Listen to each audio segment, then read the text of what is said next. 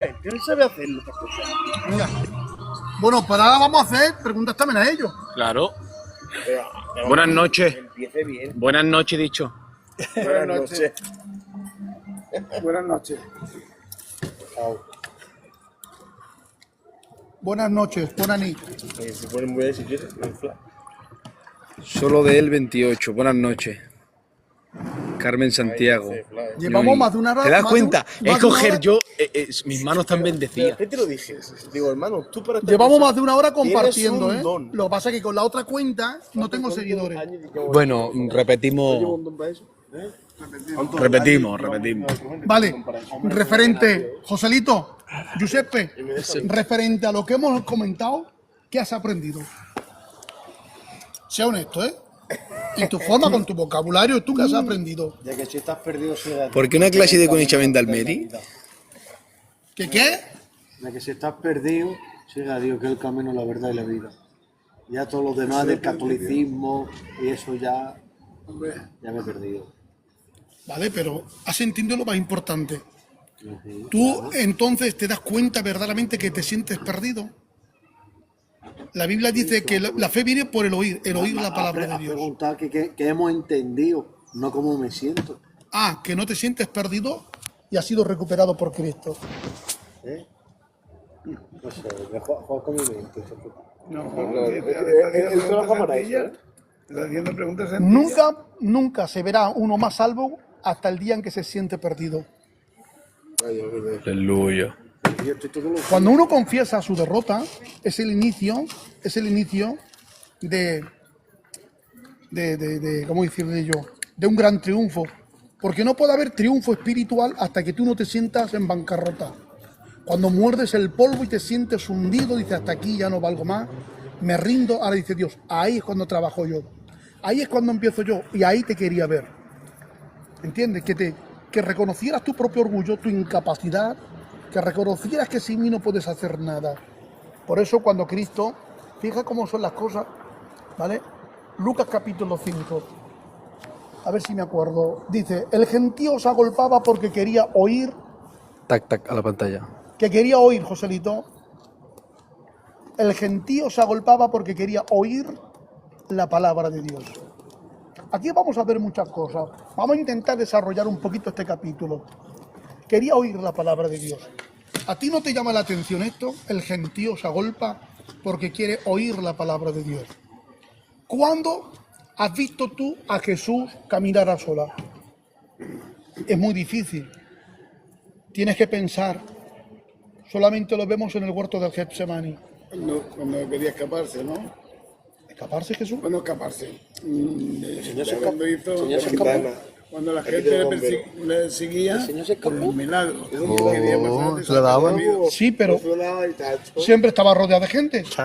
Entonces es muy difícil, ¿no? Es muy difícil. Si estás fuera de la cobertura de Dios, claro que es difícil. No me ha entendido. Vamos a ver. Bíblicamente es que no está ahí. Tú eres como Gillo. Te distraes una mosca, ¿vale? Vamos a ver. El gentío se agolpa para oír la palabra de Dios. A mí esto ya me fascina. ¿Cómo que el gentío se agolpa para oírte a ti? Es decir, la muchedumbre, la gente, la multitud quiere oír la palabra de Dios. ¿Qué dice? ¿Me entiendes? Pero Señor, si yo cuando te veo, cuando tú apareces en escena, cuando inicias tu ministerio público, siempre te veo rodeado de gente que viene con necesidad. Nadie dice predícanos.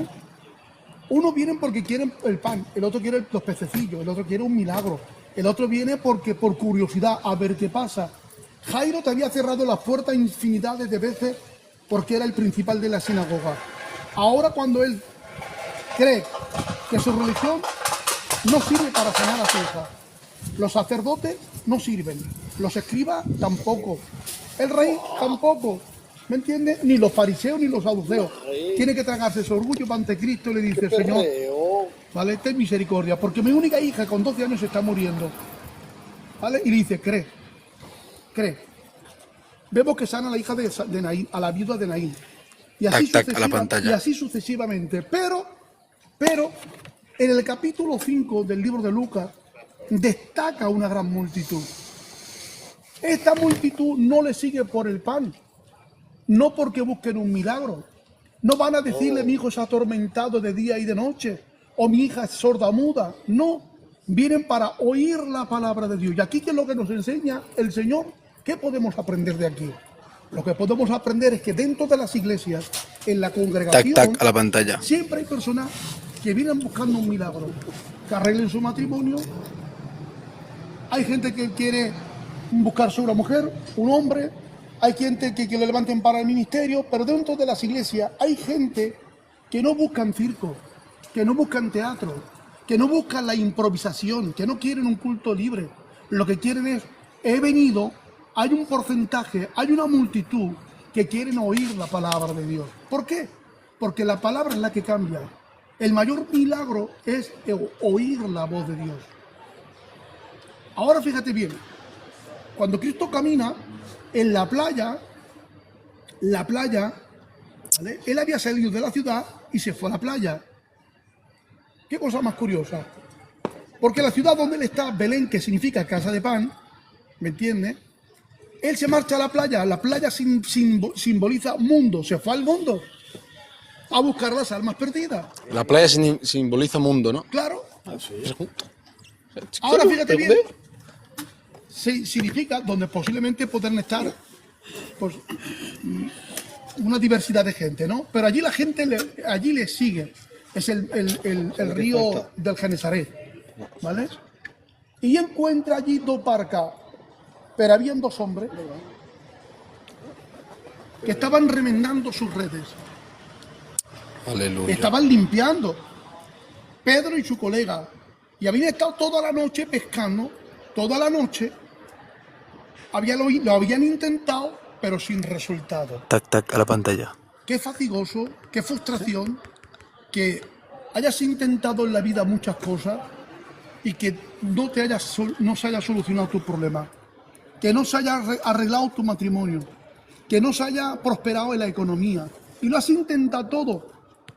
Pero aquí lo bueno de todo es que Pedro se sienta en la arena de la frustración, en la de la desesperación, donde todo el mundo lo está viendo, que ha venido con las redes vacías, con la barca vacía, pero él rehúsa darse por vencido. Empieza a limpiar las redes, empieza a remendarlas. ¿Y por qué, Pedro, si no has pescado nada? ¿Por qué, Pedro, intentas arreglar lo que ya está roto si vienes en bancarrota? Porque Pedro, ¿vale?, no vive por el presente. Pedro tiene que decir, mañana posiblemente salga la pesca. Y yo no puedo pescar con redes sucias.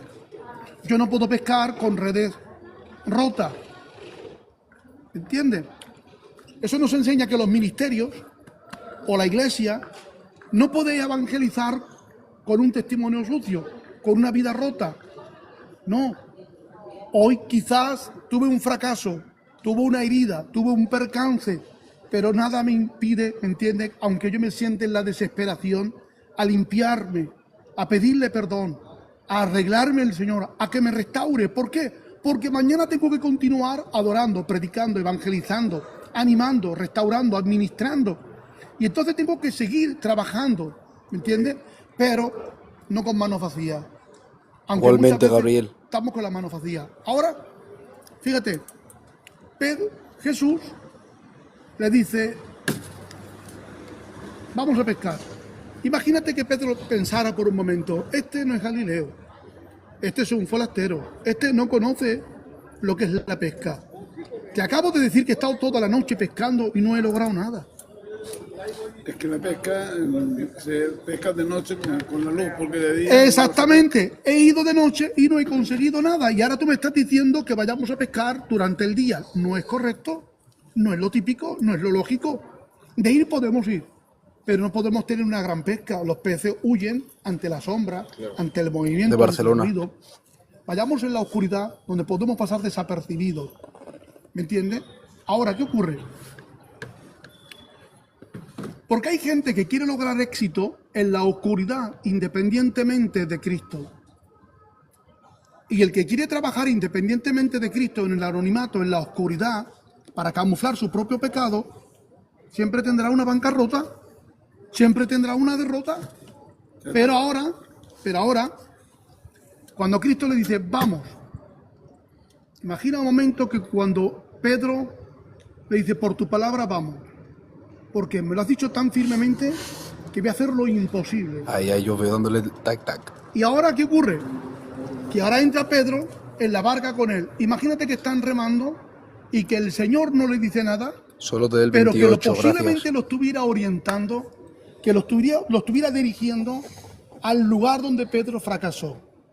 Aquella noche trágica y amarga que trae malos recuerdos a Pedro, y le podría decir Pedro, no, Señor, vamos a Tunón, vamos a pescar, pero no vayamos a ese lugar porque allí yo tuve un fracaso, allí yo tuve una derrota, allí, Señor, no pesqué nada.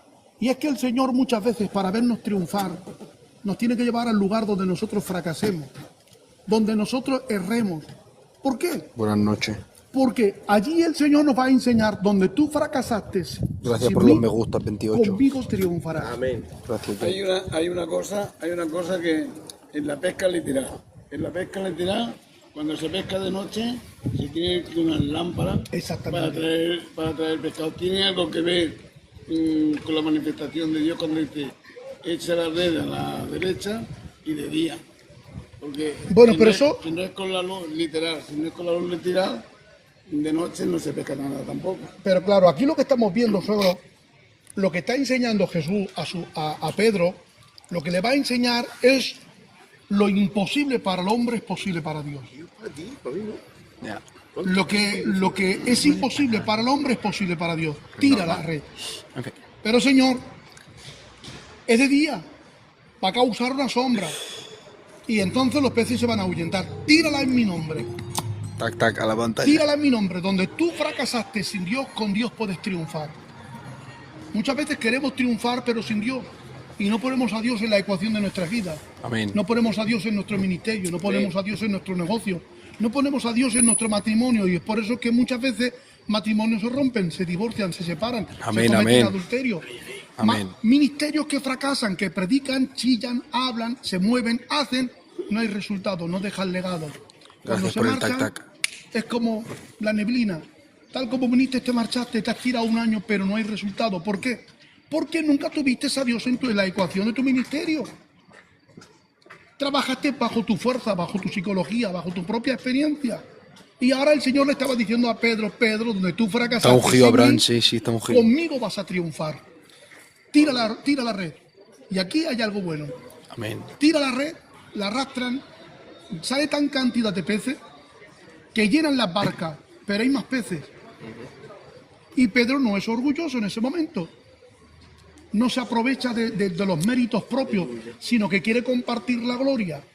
Por eso dice la Biblia, gozaos con el que goza, ¿no? Llorar con el que llora, reír con el que ríe. Pedro estaba gozando. Sin embargo, hace que su gozo se convierta en el gozo de los demás. por eso Llama a que sus llaman. compañeros y hacen que participen de la pesca. Entonces, a veces llamamos a la gente en nuestro fracaso, en nuestro dolor, cuando estamos llorando, para ser consolados por los demás. Pero cuando estamos triunfando, cuando estamos siendo bendecidos, compartimos con la gente nuestra bendición para que también se aprovechen ellos de la bendición. Pues Pedro lo hizo. Y ante tanta gloria, que Cristo no le reprochó nada, al ver tanta gloria, al ver el milagro, Pedro se arrodilló y le dijo que era un hombre pecador, que se apartara. Pero Pedro, si nadie te ha dicho nada, no, pero es que he visto tanta la gloria de Dios. Hoy en día la gente no se arrepiente, la gente no cambia porque no ven la gloria de Dios. Porque no ven gloria de Dios. Están tan preocupados en sus quehaceres, están tan preocupados solamente con ir al culto, están tan preocupados solamente por predicar y cantar, pero ¿dónde está Dios? Es un mecanismo que se ha convertido en un mecanismo ritual, vicioso, que ya no sabemos hacer otra cosa. Es parte ya de nuestra cultura, es parte de nuestra vida. Vaya. Queremos descansar, que no haya culto tal día, porque queremos descansar. Y el día que no hay culto nos amargamos, no sabemos hacer otra cosa. Por inercia somos atraídos y estamos todos en la puerta del culto. ¿Qué hacemos ahí? Somos religiosos, no sabemos aprovechar para estar en la casa, para orar, para ver una película, para irte a un cine, para irte a una sala de fiesta, a ver un teatro, a ver una orquesta. No valemos para eso. Nos hemos convertido tan religiosos que ver una obra de teatro secular o ver una orquesta sinfónica ya es pecado. No, porque yo no puedo estar ahí, porque es pecado. ¿Te das cuenta? Somos religiosos, hemos crecido en un sistema legalista de prohibiciones. Y cuando Aleluya. a la iglesia no se le prohíbe y no tiene no tiene un aliciente que seguir a Cristo, el aliciente que tiene es ir al culto porque así lo establece el pastor. Y si cumple, entonces en la tabla de su conciencia se pone Bendiciones, Teresa. cristiano. Hay un apartado, una pregunta. Hay un apartado que quiere volver a la casa del Señor, pero claramente está el enemigo como machacándole los pensamientos, decir, no, tú ya no vuelvas, tú no sirves, tú ya has hecho esto, X motivo. ¿Cómo uno puede no motivarse o intentar acercarse de nuevo si se hace tan difícil? ¿Qué consejo pastoral le puede dar tú a esa persona? Mira, Satanás, Dios lo reprenda, es el acusador, ¿me entiendes? Es padre de mentiras y se disfraza de ángel de luz. Pero es nuestro adversario. Dios a Satanás le ha dado 3 poderes, pero nunca le ha dado autoridad. Poder sí. Poder significa la habilidad de hacer algo. Por ejemplo, vamos a ver.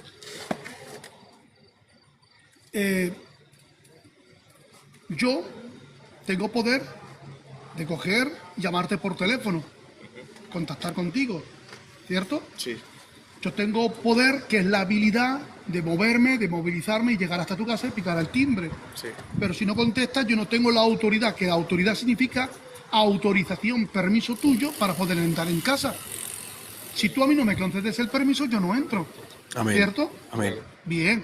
Entonces, Satanás tiene poder para tentarte, para acusarte y para perseguirte, pero no para entrar en tu cuerpo. Amén. ¿Vale? ¿Por qué? Porque eso, tú eres templo del Espíritu Santo y un reino no puede ser dividido. O está Cristo o está Satanás. De una fuente no salen 2 clases de agua, amarga o dulce. ¿Entiendes? Entonces, tú estás poseído por completo, cuerpo, alma y espíritu, por medio del Espíritu Santo. A ti no puede haber una partícula de tu cuerpo, ¿me entiendes?, que sea morada del Espíritu Santo. En algún caso, cuando tú te has dejado de orar, de depender de Dios y vives a la flor de piel, en la carne, bajo tu propia concupiscencia, deseos desordenados, no has dejado de ser hijo de Dios. Pero puede ser influenciado por un demonio.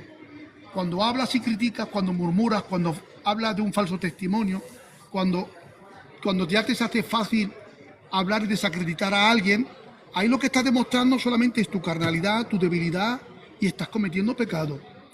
¿Vale? Entonces, cuando una persona ha cometido ciertos errores o que por lo que fuese, por circunstancias de la vida, uno se ha alejado bastante de Dios, ¿vale? Lo primero, que Satanás va a intentar jugar contigo. Te tienta, ¿vale? Te tienta. Tú no sirves, tú no vales, Dios no te ama, llevas 3 meses sin ir al culto, has fumado, has bebido, has maldecido, te has enfadado con aquel, y ahora esta acusación que viene por parte del diablo te hace mella. Tú la crees porque es verdad, y entre 4 verdades hay una mentira que ha infectado, ¿me entiendes? Y entonces está intoxicando tu cuerpo, tu alma y tu espíritu. El agua es pura, pero tú imagínate que si yo cogiera de la alcantarilla, ¿me entiendes?, simplemente 4 gotas de agua putrefacta que hay animales muertos y la deposito aquí, ¿tú te la beberías? ¿Verdad que no? Vale, pues hay agua buena, pero está infectada. Entonces lo que Satanás muchas veces cuando viene a tentarnos con muchas verdades, pero infectadas con 4 mentiras, con 4 gotas de tentaciones que son mentiras y empiezan a infectar tu mente para desacreditar a Dios en tu vida. Y entonces tú vives vulnerable. Y es verdad, y yo no sirvo, y yo no valgo, y ya me da vergüenza, porque causa vergüenza, ¿me entiendes? Y te aleja cada vez más de Dios.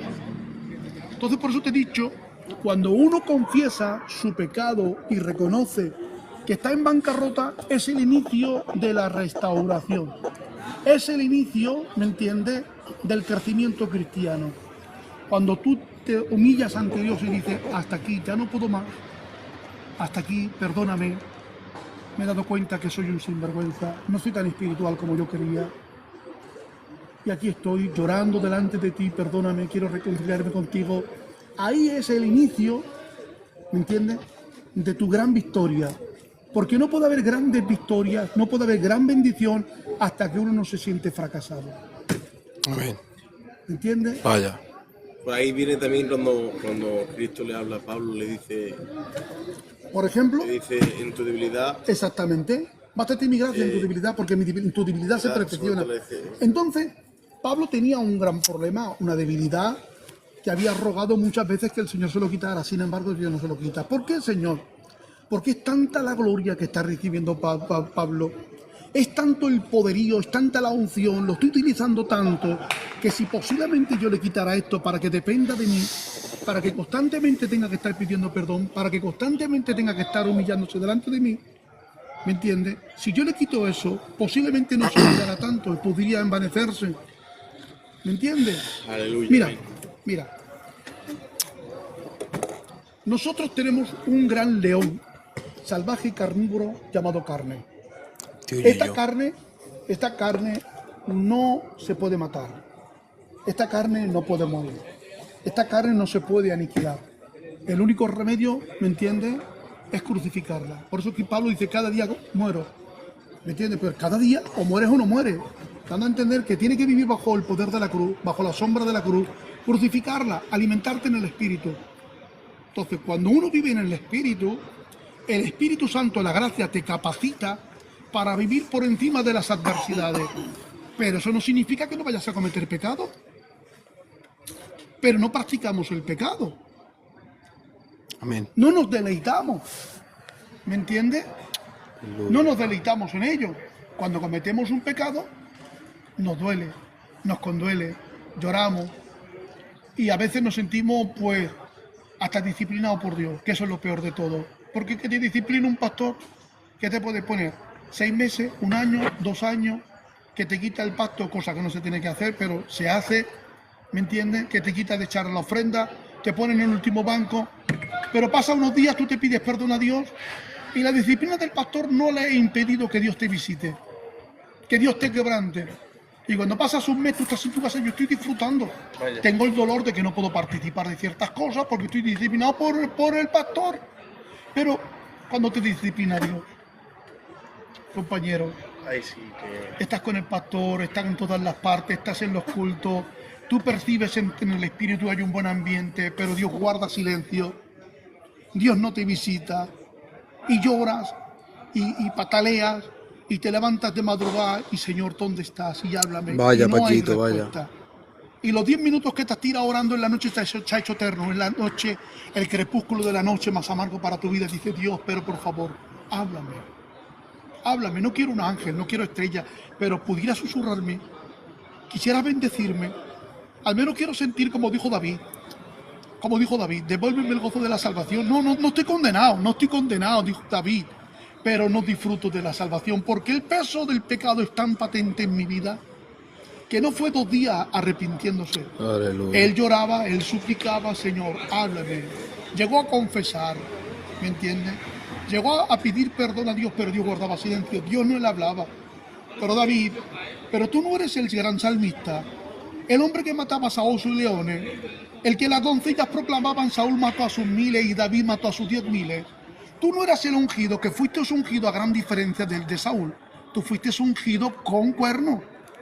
Saúl fue ungido con redoma. La redoma es un recipiente elaborado por la mano del hombre. El cuerno no lo elabora el hombre.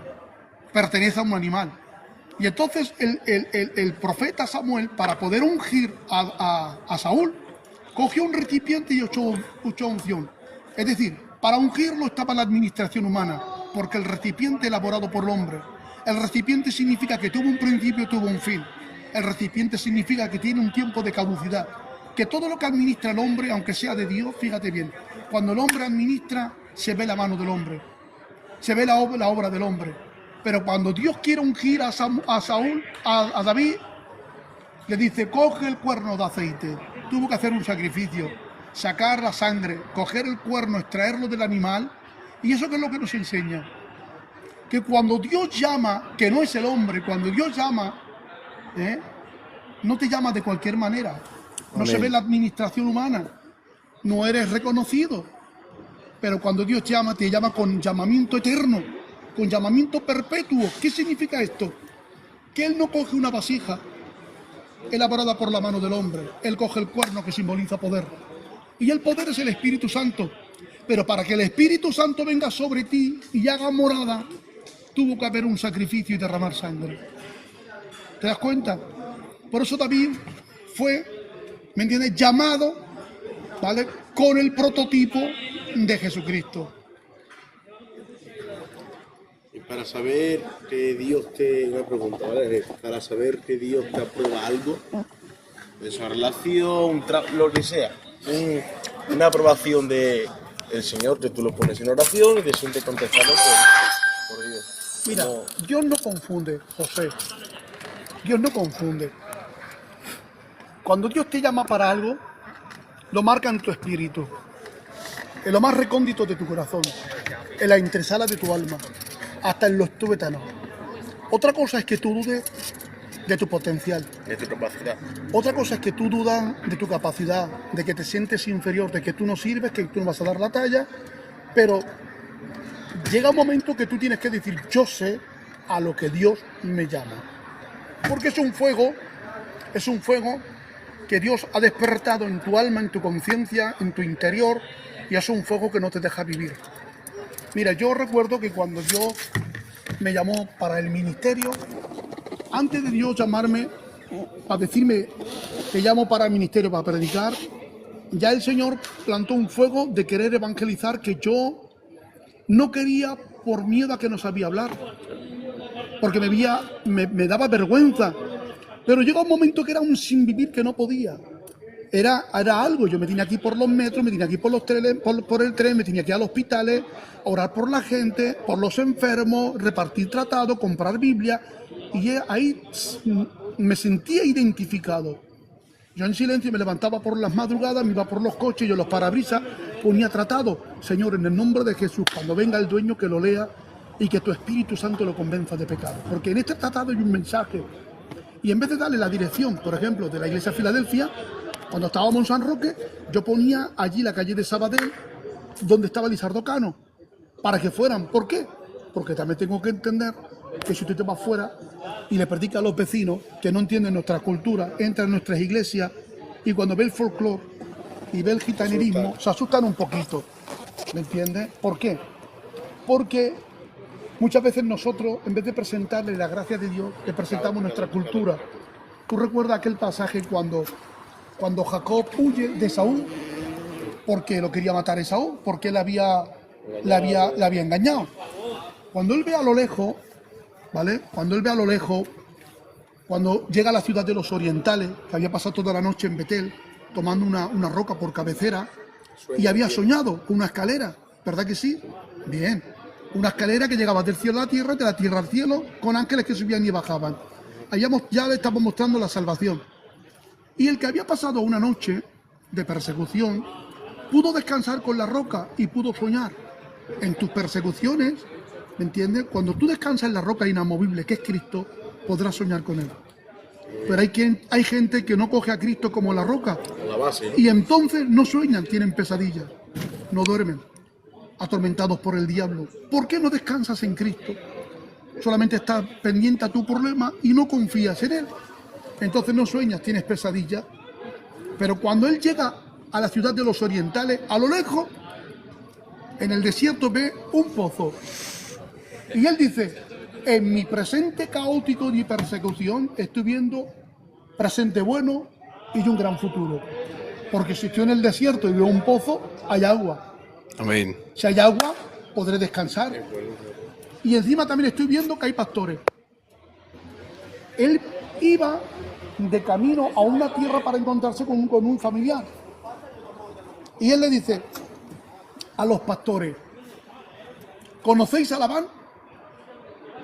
Y ellos dicen, sí, le conocemos. Dice, mira, por ahí viene su hija Raquel. Ellos no le presentan a Labán, le presentan a la hija que viene, la pastorcilla, que viene con las ovejas. Y ahora resulta que yo me imagino, o quiero creer, que se ha enamorado a primera vista. con aquel glamour, viene con las ovejitas, lo que implicaba en aquella cultura, una mujer robusta, que es capaz de sufrir en los desiertos, de darle de comer a las ovejas, de venir a relacionarse con los pastores. Pero ¿qué ocurre? ¿Por qué no le dan de beber? Porque él le dice a los pastores, dale de beber, y dice, no podemos. Hay una gran roca que impide que sacamos agua. Estamos esperando que vengan los demás pastores y entre todos, pero cuando él la ve, se emociona, se entusiasma. Cuando la ve a ella, él solo va y con artimaña y con sutileza hace remover la piedra. Aquí lo que podemos ver es que en el desierto de este mundo, hay un gran pozo que no es una cisterna, porque la diferencia entre pozo y cisterna es que la cisterna se cava, se pavimenta y se deposita el agua. Si el agua no se quita con el tiempo, empieza a pudrirse. Amén. ¿Verdad que sí? El pozo no. En el pozo, ¿me entiende? Es agua subterránea que empiezan a brotar. ¿Y qué dice la Biblia? Que por vuestro interior correrán ríos de agua viva, que saltarán, ¿verdad que sí? Pues en este desierto hay una iglesia que en su interior, en el interior de este desierto, si miras bien, ¿me entiendes? Está saltando la salvación en muchos círculos, en muchas casas, en muchos lugares. Ahora, sin embargo, en este pozo llamado iglesia, hay una gran piedra que tiene dos características, una positiva y una negativa. La positiva es que está protegiendo al pozo, buenas noches. Al protegerla al pozo, está representando a esos ancianos, a esos hombres maduros, a esos matrimonios que están velando constantemente por la iglesia, a esos líderes que predican la sana doctrina, que no permiten que entren malas administraciones, que no entren las falsas doctrinas, pero por otra parte, como son de impedimento, ¿vale? Son de tropiezo, son aquellas piedras que no quieren que el pastor predique, que no quieren que administre, que no se predique en contra del pecado. Y es que dentro de nuestras iglesias vamos a encontrarnos con piedras que son piedras vivas, pero hay otros que son piedras muertas, que no quieren relacionarse, que no quieren consagrarse, pero solamente quieren venir en el culto. ¿Por qué? Pero si no han nacido de nuevo, pero vienen al culto porque en el culto tienen una gran reputación. Aleluya. En el mundo no son reconocidos. Qué bien. Es uno más. Pero en el culto, por llevar muchos años, se le llama el tío fulano. Es la familia fulana, pero en el mundo es un chiricuatro. No se le reconoce porque no tiene respeto, pero en el culto se le respeta. Pero no ha nacido de nuevo. Pero ahora, que el pastor no predique en contra del pecado, que el pastor no cuente con aquella familia porque mi familia es la más numerosa. Y como la mía es la más numerosa, pues se tiene que distinguir en medio de la congregación. Ahora él le dice, ¿dónde está Labán? Conocéis y le presenta a Raquel. Se ha enamorado de Raquel, ha trabajado, se la lleva a la casa de Labán, él pasan 7 años y cuando se va a casar, imagínate por la noche, aquel día tan esperado por él, que le estuviera diciendo en la noche, suegro, me ha parecido poco los años que llevo trabajando con tu padre. He trabajado por amor, he trabajado contigo, te quiero, te haré feliz, trabajaré toda la vida, tendremos una gran familia. Se lo ha dicho en la oscuridad. Ella ha guardado silencio, no le ha replicado nada, no le reprocha nada. Tac, tac, a la pantalla. Está contenta, está nerviosa, pero cuando él ha pasado esa noche de amor, de romanticismo con ella, cuando vienen los rayos ultravioletas del sol y penetran en la casa y aparece la claridad, hay un shock, hay un temor, hay un balbuceo en la vida de Jacob. Jacob, ¿qué te ocurre? Y va de apresuradamente ante la mano a reprocharle y a decirle, ¿cómo me has dado tú a Lea? Yo he trabajado por Raquel, no por Lea. Y le dice, escucha, nosotros no te podemos dar según tus exigencias, ni según tus caprichos. Aquí se trabaja y se recompensa y se da según las normas de la propia casa. Primeramente es la primogénita, Lea, la de ojos delicados, que simboliza la santidad. Y Raquel simboliza la glamurosa, la esplendorosa, representa el ministerio. Entonces te has enamorado, ¿me entiendes?, de Raquel. Pero te casaste con Lea y sigues amando a Raquel. Y hay gente que vienen a los cultos y le dice a los pastores, ¿dónde está Dios? Tengo problemas, vengo con persecuciones. ¿Dónde está Dios? Y en vez de los pastores, nosotros, en vez de presentarle a Dios, le presentamos el ministerio llamado Lea, lo glamuroso, lo grande. Y hay gente que, ¿me entiendes?, que se ha casado con Dios, con la santidad, pero sigue amando más el ministerio que la propia santidad. Y ella es ojo delicado, ¿por qué? Porque no te reprocha nada, no te mira con desdén. La santidad, mientras tú te acerques, tú te arrepientas, tengo la capacidad de dar fruto. Daba fruto, daba hijos, sin embargo, aunque ella era hermosa, era grande y era popular, cuando Jacob la consigue como esposa, vuelve a sufrir, porque es estéril. Y así nos encontramos hoy en día con la juventud, ¿me entiendes? Que pasan más tiempo buscando un puesto que vivir en santidad. Sí, Y Paquito, cuando consiguen el ministerio, intentaremos hacerlo diario. Dios te bendiga. cuando consiguen el ministerio, se frustran. ¿Por qué? Porque su ministerio es infructuoso, es estéril, no crecen. Porque han conseguido lo que han luchado. Dios nunca le prometió a Raquel. No se encaprichó en ella y luchó por ella. Y es que a veces Dios no te ha prometido el ministerio, pero tú luchas y encabezonas. Y venga el peloteo con el pastor y te levanta para el ministerio. El problema quiere. Y tu ministerio se está muriendo. Porque lo que te han dado te va grande, es estéril para ti. Tú no eres hombre, tú no puedes fecundar con ella. Y vemos hombres que son estériles, que no dan fruto. Aleluya. Y ahí están.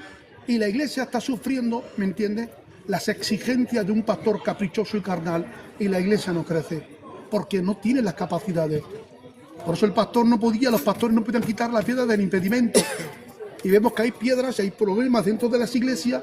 Y ahora viene un pastor, ¿me entiendes? Que con habilidades, plantado por Dios, con 4 palabras, quita todo argumento negativo, quita todo el impedimento, florecen aquellos que acaban de venir y son los del futuro de la propia iglesia. Y el que lleva 20 años, ahí está, ¿me entiendes? Apartado, porque el Dios llama a ministerios como atalaya para plantar y para arrancar. ¿Entiendes? Le dijo Dios a uno de los profetas, a ver si me acuerdo: te he puesto para que prediques en contra de los reyes, de los príncipes y de los sacerdotes. De los reyes está hablando, escucha, del presente, de los que reinan. Pero los príncipes está hablando del futuro, de los que tienen que reinar en un futuro.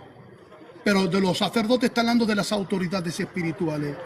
Y a veces nosotros tenemos que luchar en contra de los que reinan en el presente, que son carnales, para proteger a los príncipes que tienen un futuro para poder gobernar. Amén. Pero mientras en el presente están reinando los carnales, el futuro se está muriendo. Y las autoridades espirituales no hacen nada, permitiéndolo. Por eso dice a Corinto, ¿quién eres tu pastor? El mío, Pablo, el otro, Bernabé, los consentidores. Por eso la iglesia de Corinto, los más ancianos, los perjudicados, tienen que coger a Sóstenes y tienen que decirle: venid para acá, hombre, que la iglesia no se entere. Ves y llama a Pablo directamente. ¿A Pablo? Sí, porque él es el fundador de la iglesia. Este no consiente el pecado. Y Pablo, no pudiendo ir personalmente, dice: he oído acerca de vosotros que entre los hermanos de la iglesia hay pleitos, hay contienda, hay disensiones, hasta pecados que no se nombran ni entre los gentiles. Hay incesto. Y ahora le escribe con 2 propósitos: 1, para denunciar el pecado, y 2, para corregirlos en la sana doctrina. Entonces, el hombre de Dios tiene que quitar el pecado y tiene que traer la sana doctrina. Si es que no hay más. No hay más. Entonces, predicas muy bien. Te has tirado un año precioso. Te hemos conocido. Pero si después de todo eso tú no traes la sana doctrina, tú no quitas el pecado y tú no dejas un legado dentro de la iglesia, ese año ha sido ¿para qué? Para pasarme los chupis contigo. Para pasarme los chupis contigo me voy al circo. ¿Me voy al circo? Tú ven a quitar el pecado, ¿me entiendes? Y no hace falta estar censurándolo, sino con hechos, con humildad, con amor. Administra, ¿me entiendes? Mira, José nunca dijo a sus hermanos que eran cizañas. La espiritualidad de José era tan grande que dejaba en evidencia la carnalidad de sus hermanos. Qué bien. ¿Entiendes? Entonces el ministerio no tiene que a veces denunciar el pecado tanto. Su espiritualidad deja en evidencia la carnalidad de muchos de la iglesia. Y la iglesia es como cambia viendo a un hombre lleno de Dios. Tac a la pantalla. Te preguntas. Una pregunta. Mi abuelo el Gillo quiere preguntas, ¿eh? ¿Qué pasa aquí? Venga, va gente a hacer algunas preguntas. Hombre, que está el pastor y la pastora. Pero si no se conecta nadie, ¿no? ¿Este cuál es el mío? Si nos mata. ¿Qué hay? ¿4, 5, 10? 33, 29, Un 28. consejo para las jovencitas. Consejo para la jovencita. Para las jovencitas. Apuntar al gimnasio. Ya está bien. Ay. Mira, dijo una vez Spurgeon, Ahora graba un poquito, me duele el cuello. ¿vale? Dijo una vez Spurgeon, le dijo un joven, ¿cómo puedo evitar para no pecar? Y le dijo, cada vez que intentes evitar no pecar, pecarás más. Vaya. Él se quedó alucinado y le dijo, ¿me respondes de esa manera? No te entiendo.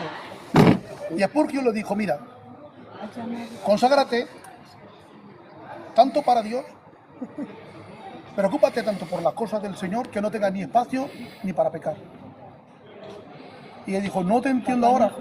Si me estás diciendo que si yo no me preocupe por no pecar, porque cada vez que me preocupo por no pecar, peco más. Y si ahora me estás diciendo que yo me consagro a Dios, igualmente voy a pecar. Y le dijo, no la has entendido.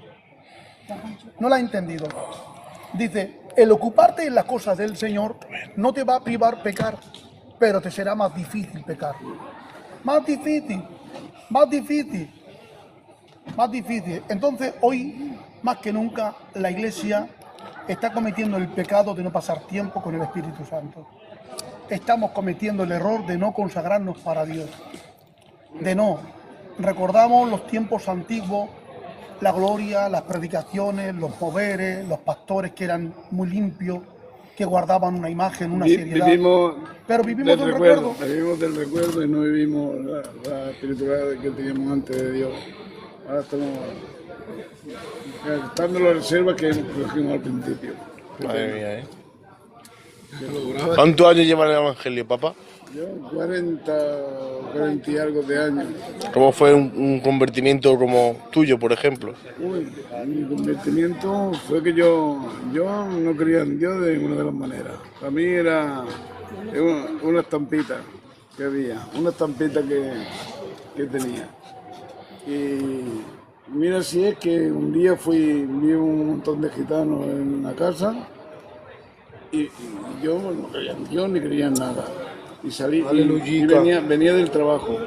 Y a mí siempre me había gustado fumar un puro. Y veo un puñado de gitanos allí hablando y me acerco. Y pregunto, ¿y esto qué es? Y dice, hermano, paga el puro, que estamos hablando del Señor. Digo, ni soy tu hermano ni pago el puro, y me fui. Y luego, cuando en la iglesia pequeña de la mina, pues mi compañera sí que iba, ya estaba bautizada. La mamá Johnny. Y ella pues iba y yo no. Yo la mandaba que se fuera al culto para yo irme de parranda. Pero como el hermano Andrés, que gloria esté, está con el Señor, siempre estaba conmigo y venga José, vente. Qué bien. Yo un día digo, ¿qué haré? Y venía a la casa conmigo, lo invitaba y digo, ¿qué haré para que este gitano me deje tranquilo? Claro. Yo no quiero ir al culto, yo tengo amistad con él, lo aprecio mucho, pero yo no quiero ir al culto. Ahora digo, ya está. Me voy un día, me pongo una gafas de sol, camiseta de tirantes, pantalón corto y un cigarro y me pongo en la puerta del culto. Y así cuando me vea me dirán, vete de aquí. Pero la sorpresa mía me dice, ven que quiero orar por ti. Aprovecho el momento para coger. Y yo por lache, no porque quisiera orar, sino por lache, por vergüenza, digo, ¿y cómo le digo a este gente? Digo que no, si tengo que estar con él. Pues entro, y oró por mí y de momento, ¡plá!, caí. Eso ya había pasado antes de que yo ya había estado en un grupo espiritista, como dije el otro día. Pero aparte, cuando dejemos el grupo espiritista, mi compañero empezaba a ir al culto y yo pues no solo impedía, pero yo no quería ir. Y a partir de ahí es cuando empecemos a Dios. Quiere decir con esto que a veces Dios usa lo malo para sacar lo bueno. Amén. Yo como no creía en nada, me metí en ese grupo porque me gustaba la montaña y me metí en ese grupo porque siempre hacíamos oraciones satánicas en la montaña. Pues yo iba. Y a partir de ahí entré y es cuando Dios me rescató del grupo espiritista para que yo entrara en su Amén. camino. Muy bien. Precioso. Qué bien, ¿no? Cómo Dios obra. Vaya, Y un hombre utilizado por Dios, que en su gloria está, vaya, vaya. viendo a un hombre así, en la puerta del culto, con un pantalón corto, fumando, con tirante, y encima fue movido por Dios, Sí, claro. porque le dijo a usted, pasa que quiero orar por usted. Si por mí no hemos cogido a personas, uy, no me gusta, fuera, vete de aquí. ¿Algún testimonio que tengas por ahí guardado, hermano Chato? Todos cristianos tenemos una experiencia que contar, que no nos pase como a Gedeón, ¿vale? Que cuando se le aparece el ángel de Jehová, le dice varón esforzado y valiente, y entonces Gedeón le responde, ¿dónde están las maravillas que nuestros padres nos contaban? Pero tú no tienes una experiencia que contar, Gedeón, tú aún dependes de la experiencia, de las maravillas que te contaron tus padres en el pasado, ¿vale? Sin embargo, ahí empezó pues, a tener un encuentro con el ángel de Jehová. Yo creo que todo cristiano tiene que tener una propia experiencia con Dios, al menos sobre todo en la conversión. Como dice Paul Washer, dice, hubo un hombre que tenía un coche de lujo y tenía que irse a su trabajo o a hacer algo y cogió el coche y empezó a caminar a una velocidad y bueno, pinchó, para en el arcén, cambia las ruedas de recambio y mientras está recambiando las ruedas de recambio, aquello que viene un tráiler de no sé cuántas toneladas a una gran velocidad. El descuido del camionero que se llevó a este hombre a más de 100 metros.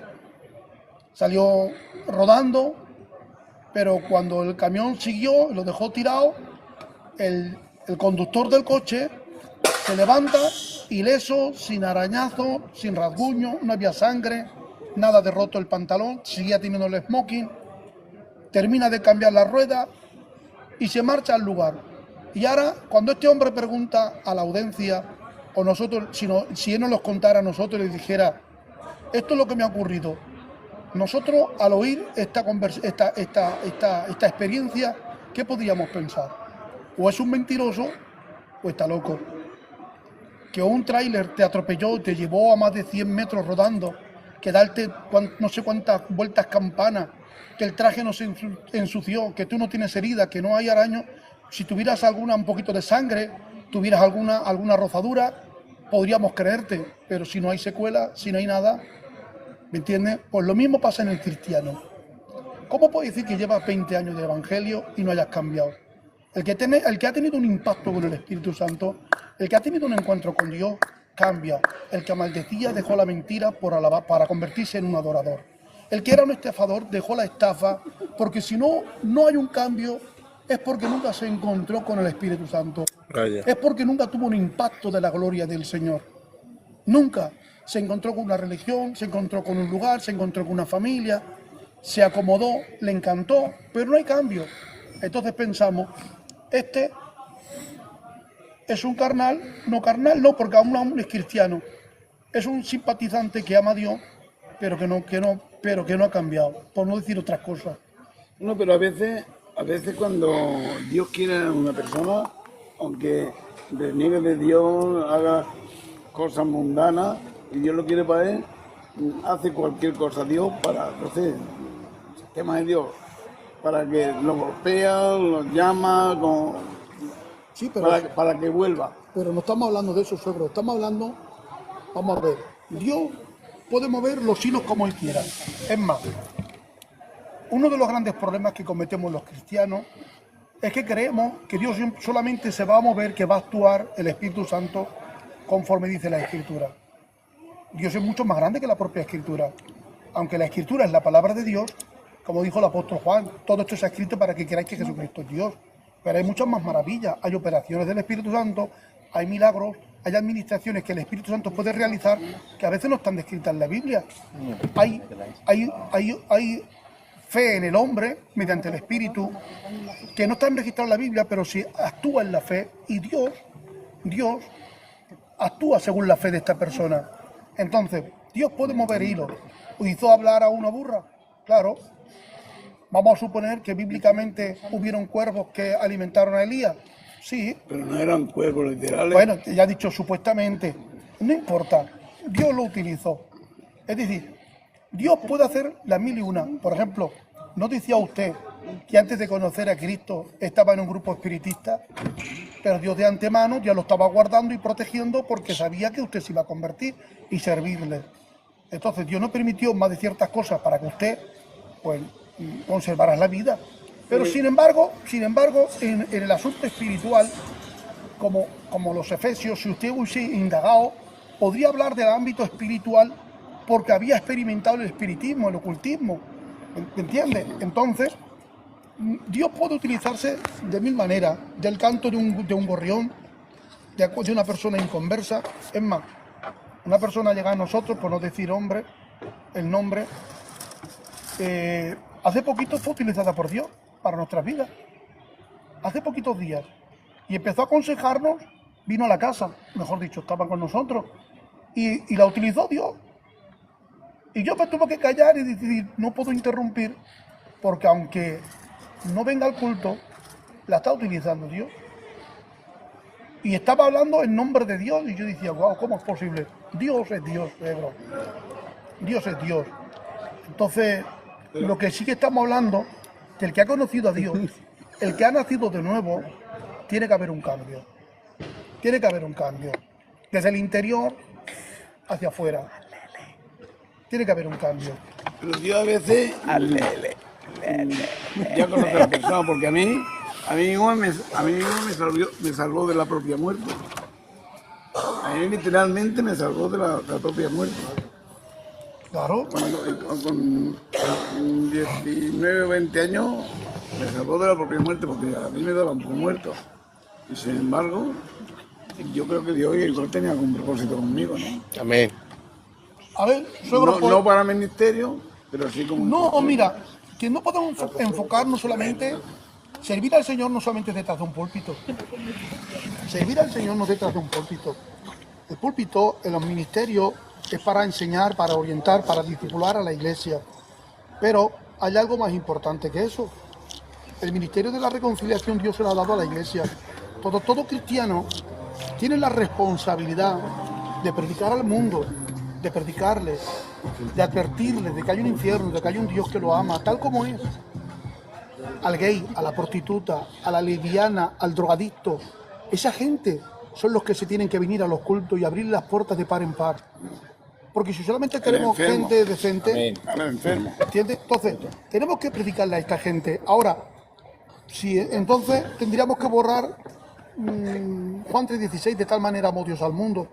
Señor, a ver, al mundo amarás a los decentes, a la gente buena, a los que guardan un perfil, al asesino, al borracho, al pederasta. A esos también los amas. Lo amo. Lo amo. Mi amor es incondicional, equitativo para todo el mundo. Ahora, la diferencia es que el que se ha convertido a Cristo y es templo del Espíritu Santo, disfruta de mi gloria. ¿Qué pasa? No, por feliz. Levanto 4 horas. Ah, vale. Y ya trabajo. ¿Qué hora es? 12 Las 12. de la noche. Nosotros mañana no madrugamos, pero tenemos que salir de aquí a las 8, 8:30. Pero yo también.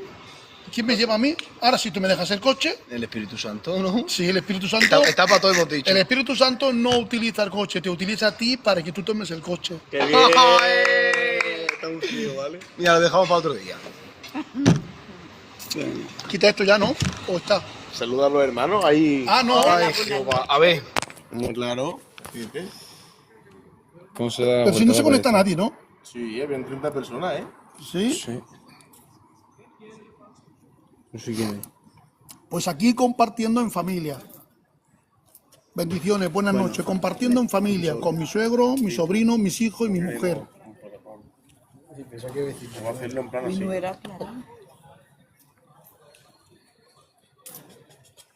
Bendiciones. Hasta la próxima.